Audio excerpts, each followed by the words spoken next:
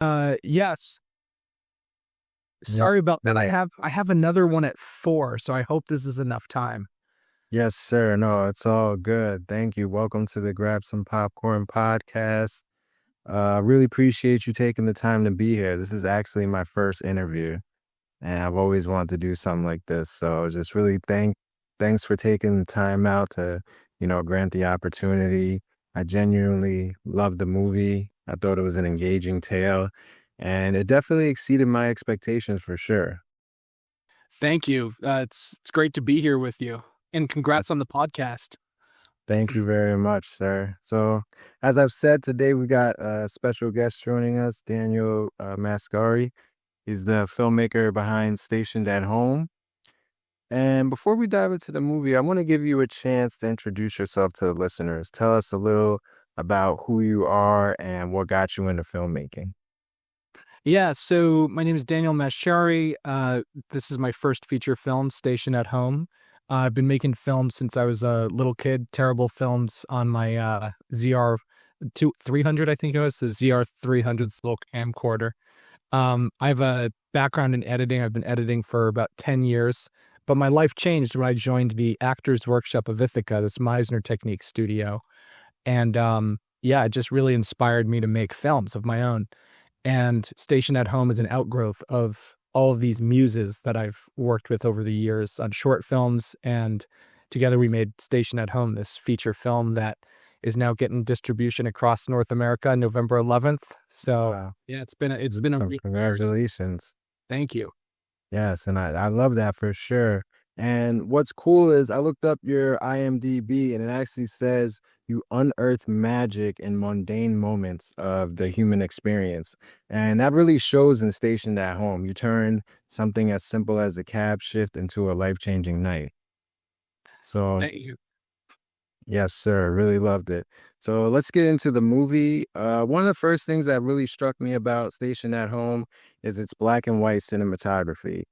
I thought that the black and white definitely set the tone and the atmosphere, and I thought that it made the winter night feel even colder than what it really was.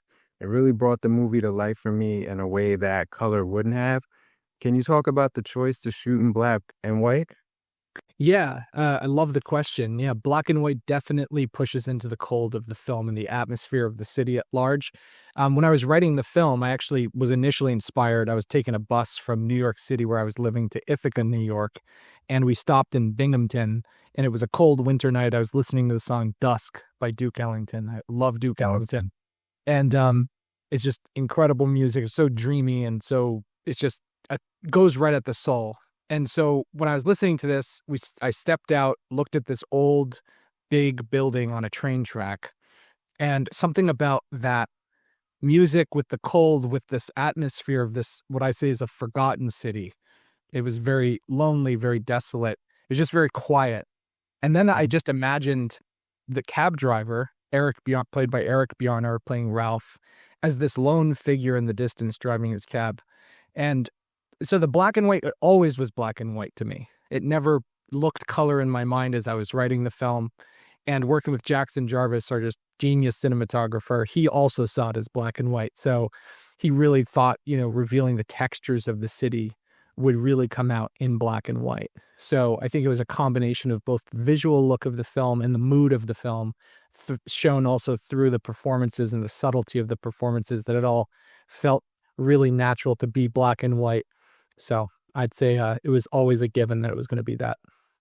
Got it. And there were some excellent shots of the movie in the film. The desolate city of Binghamton also added to the atmosphere that the black and white cinematography had helped create. And eerily enough, at times while I was watching the movie, it felt like the characters in the movie were the only people in the city. So I loved how, it gave me that feeling. How were you able to convey that feeling in the movie? And what was the thought behind picking Binghamton as a location?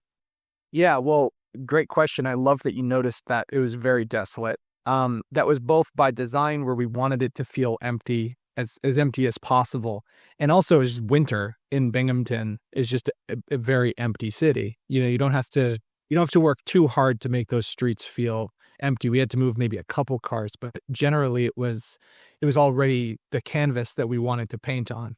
So I'd say as far as getting it to feel that that way of empty and kind of forgotten, it wasn't too difficult. And Binghamton, to your question about why Binghamton, it was the initial inspiration for the film. Something about that city just felt right. Just the architecture, this beautiful architecture, almost feeling like it was stuck in time, along with this. And it wasn't even just the look of the city, but the sound of the city. So when I was there scouting with Jackson or by myself or whatever, something about the sound of the city, when you stand at certain places, there's like this reverberation of these very quiet sounds: a distant motorcycle, a distant dog, a train, voices from afar. Just something about the architecture and the space made those sounds come about in a way that was really dreamy to me and really inspiring to sort of be a blanket for this film. Understood. I love it. You guys portrayed it perfectly. So let's get into some of the characters of the movie. There are a lot of characters in the movie, and they all feel very real. You did a very good job at making them all feel relatable and just like everyday people. I just want to talk about a couple of them. Of course, Ralph, he experiences so much in one night, from winning a scratch off. He got a lap dance in a winter jacket. He's drinking and driving. He's running from the police. It almost feels like every person he meets brings out a whole different version of Ralph. And I'm wondering how much of that reflects his true nature, or how much is it just shaped around the people that are around him? I love that question, and I feel like that is the question that I'd want audiences to come. One of the questions I'd love the audiences to come away with. How much of the hijinks and story is Ralph's character being taken advantage of, or is he being pushed in a way that he wants on some level? Does he want these friends? Does he want this experience on some level? Yeah, I mean, I have to give credit to Eric Bjarnar, who played Ralph. He's just so in tune with the gestures and the little moments of this film. He's someone I've worked with for a long time, and these actors, Daryl Johnson, who plays Harry, Jeff Dumont, who plays Jack, Peter Foster Morris, who plays George, Elaine, played by Eliza Van Court. These actors are just out of control. And so for me to be able to direct them in the big ways and the small ways was just an absolute joy. Awesome. Yeah, I really love the Ralph character. Felt like he was like a silent, strong type. He was able to convey a lot on the screen without saying much. Like when he was in the diner with Harry, and Harry had showed him that he was going to propose to his girl, he just gave him a look, and Harry already knew what that meant. So I think I think they all did great, but Ralph was definitely my favorite.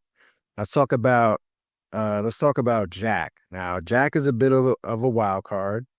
The Arizona reveal was awesome. I mean, I had not forgotten the conversation that the cop had with Ralph about the serial killer being on the loose, and he was like, "Oh, I think he's from Alaska or Arizona."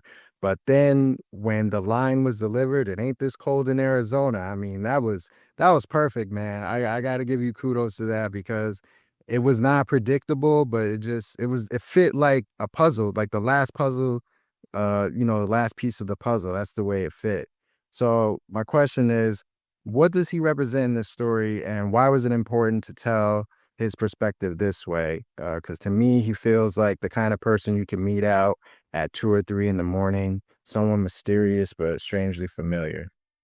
Yeah, so again, Jeff Dumont playing Jack was just an absolute joy to work with. He goes the distance, and he also understands the wavelength of the film in a way that allowed Jack to be this character that, you want to kind of maybe keep a distance from, but there's something about in his voice too. There's something about his voice and his overall sort of yearning for life that kind of makes these guys allow him to latch on to them. So I think that's the way I would put it. I think I always saw him as like the stranger in the film, because this film was really inspired as well by what is it like to go on an adventure with strangers. because to a certain degree, everyone's a stranger to Ralph. But Jack to me was always the stranger, even beyond the guys and, the audience to Elaine, for example. Jack was always the literal stranger, the one that's passing through. And to me, that he was this character of, he sees the city in a way that others can't. Um, but I also, I think the audience will have different ideas of what his character, what his motivations were, what his hopes are. I think I always just saw Jack as this guy who he's kind of an initiator of the hijinks in the film. Mm, definitely. Yeah. Great portrayal for sure. The last character I want to talk about, I want to ask about Camille, and it's so fortunate that I actually get to speak to the director of the movie because usually people will have questions like this and they might try to go online and they can't quite find it, but I'm fortunate to have this opportunity. So I wanted to ask you about Camille because her presence really stood out to me in a way. She felt disconnected from the other characters and she never really interacts with Ralph during the movie. So I was curious about what her role represented and why it was important to include her in the film. You mean Elaine, the woman in the hotel? Uh, oh, I'm sorry. Yes, Elaine. I'm No, sorry. all good, all good. Yes. Um, I always saw, and again, without giving away spoilers to the audience, I always saw Elaine as this character who is the spiritual force of the film. With everything else going on with the guys out in the town, I always saw Elaine as this sort of pure connection to the city of Binghamton and the magic that a location can actually give a story and give a film. So, yeah, without giving any too much detail away about how that all connects to the film toward the end, I really just saw Elaine as the spiritual kind of holder of the magic of Binghamton. Okay. Got it. Got it. Understood. I love that answer. Thank you very much. All right, so let's break away from the movie for itself and let's talk about the making of it. So I've heard Stationed at Home described as this quaint, really special project made on what some might call a shoestring budget. But despite that, you managed to bring together a genuinely talented and passionate team. Can you walk me through that process and some of the challenges you faced while bringing the film to life? Love that you say that. This film was really a years-long dedication of incredibly talented people. Jackson Jarvis, our cinematographer, was with me from the beginning when I sent him the first draft of the film. And so I think this is an example of a film that, though we didn't have a lot of money, the sheer dedication and passion to make something that we all believe in was just apparent on all levels, from the planning, from Bethany, our producer, to Jackson and I shot listing the whole film, to the actors who were just on the same wavelength. We didn't compromise anything, and I think it would go unfinished if I didn't say that the city of Binghamton was incredibly helpful. So when we shot in Binghamton, a film office was established because of our presence making the film. And it was this incredible collaboration where if we needed a location, they would help us find it. And like they knew everyone in town.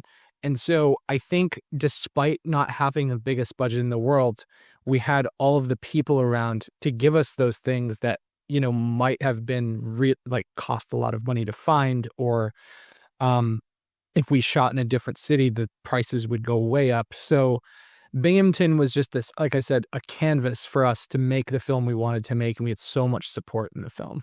So I think the word support and passion is the key difference between making a film that succeeds on its own terms with the budget it has or doesn't. But we had that support. Awesome. Follow-up question. Was there a particular moment during production that reminded you why you wanted to tell this story in the first place? Man, I love your questions. You're really really good at this. So there were a couple moments that did that. There's something about the diner scene between Harry and Ralph that to me always affects me emotionally when I watch it with an audience, especially because there's something about the the vibe that they have together and the simplicity of what they're doing, that's just so gentle and so earnest. Um, there's one shot in particular that really um reminds me of it. I remember when we were shooting it as well, and we only see it once in the scene, but we're going really wide in that diner. And there's something about that moment where we just see them as figures, almost like if we were in the diner and we see them as strangers just having a meal. There's just something really magical and hopeful to me about that scene. And we really lucked out when we were making that because there were these gusts of wind taking snow from buildings and almost making it look like there was a blizzard going on outside when they were looking out the windows. So for me, when that was happening, I'm like, yeah, the film gods are on our side, and this is what I love doing so much. So, Awesome, awesome. I love to hear that. All right, well, we've talked about the look, the story, and the process of making Station at Home. But just to go a little bit deeper, what do you hope people take away from this film when the credits roll? What kind of feeling or thought do you want sitting with the audience? you know, I think there's a couple things, but one thing that I love hearing after watching the film, and also something that I hope more people feel when they watch it, is just, after you watch the film and you hear that music with the credits and, without giving away what the end is, I want people to go into the world kind of seeing the world as a potential place for magic and a potential place for meeting a stranger who give you some inspiration, because for me, making this film was truly a poetic journey. I really felt like I was in a poetic possession, so to speak. And so I hope people leave the film, whether they watch it at home or in a theater. I really hope they can leave the screening with a gentle feeling and a feeling of magic in mundane things in the world. Yes. And speaking of magic, you have such a distinct way of finding magic in the everyday. Now that you brought Stationed at Home to life, how do you think your approach to storytelling has evolved, and what kinds of stories are you hoping to tell next? Yeah, this might be a controversial belief. I don't know. I feel like everyone has their own process and their own um, way of going about telling stories and getting inspiration. And so mine is just the same that I've always done with shorts and with this film and another film I'm writing. It's the same process for me. I'd say you want to be open to things you may not have thought of course, but in terms of what I'm attracted to, which is those moments in life where a location and a character kind of collide and you're in transported to another dimension, so to speak. So for me, I think that process will be roughly the same, but I think the inspiration will just find you because I don't, at least for me, I can't just come up with something random. Like it has to hit me in a way that I go, oh, wait, there's a whole film here. So I think, yeah, I don't know if that answers your question, but No, it definitely does. Love the answer. Awesome. I really appreciate the insight. Station at Home is such a thoughtful, quietly powerful film. And it's been great hearing about how it all came together. So thank you thanks so very much much. for taking the time to talk to me today and coming on my podcast, sir. I just have one final question. I just want to feed our listeners with a little bit of something. Maybe they'll get some knowledge from it. It's not a big question, but um, give me your, like, not all time, but just recently movies you've seen, maybe in the past 5 years, your top five, something for the audience to go look at. Sure. Um, can they be films that I saw for like maybe a fourth time or a Yeah, sure. Any movies you've seen recently that you really liked and you think people should have eyes on? Yeah, great question. So yeah, I'll just give you my top 5 favorite films. I'd say The Sacrifice by Andrei Tarkovsky is definitely up there. Um, I really love Fargo by the Coen brothers. Um, Red Desert by Antonioni. Chungking Express by Wong Kar-wai. Millennium Mambo by Hao Xiaoshen. Not pronouncing his name right. And Morven Caller by Lynn Ramsey. I have to add a sixth, Mulholland Drive by David Lynch. All right. Thank you, sir. Appreciate that. Definitely going to look into those. And like I said, we appreciate the time and opportunity. Thank you so much. And we'll be looking forward to your next project. Hopefully, we can have you back again. 100%. Thank you for having me. Thank you, sir. Have a great day. You too. Bye. Bye.